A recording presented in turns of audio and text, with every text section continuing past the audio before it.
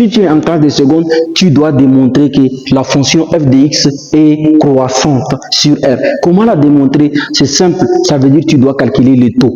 Donc alors ici, le taux est égal à quoi? F de B moins F de A, le taux sur B moins A. Alors je vais remplacer F de B ici. Donc ça veut dire ici j'aurai 5 facteurs de B, d'accord?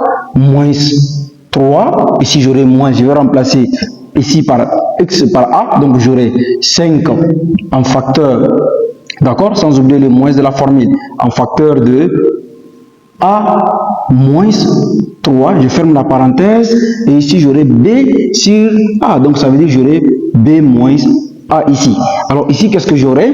Je vais faire rentrer les 5, donc j'aurai, ça veut dire j'aurai 5 b moins 3, d'accord, les moins, il va rentrer ici, donc j'aurai moins 5A, donc j'aurai moins 5A, et ici j'aurai plus, j'aurai donc le moins, ça fait plus 3, sur B moins A. Alors donc là, je vais essayer de simplifier les moins 3 plus 3, et donc il va me rester quoi? Il va me rester 5B, d'accord, 5B moins 5A, sur B moins A. Donc je vais mettre 5 en facteur. Donc ceci implique que j'aurai 5 en facteur de B moins A, d'accord, le tout sur B moins A aussi.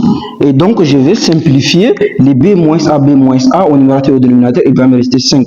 Et donc 5, il est positif supérieur à 0, ça veut dire la fonction elle est croissante. Ça veut dire notre fonction elle est croissante. Mais si c'était négatif, on aurait dû dire que la fonction elle est décroissante. Mais par contre ici on nous a dit, on nous a demandé de démontrer que f est croissant sur R. Donc quand on vous dit de démontrer, vous allez chercher le taux et après vous allez en déduire, après avoir trouvé la réponse du taux, vous allez en déduire si c'était positif, il est croissant. Et donc dans notre cas, c'est positif, donc il est strictement supérieur à 0 et donc la fonction elle est croissante.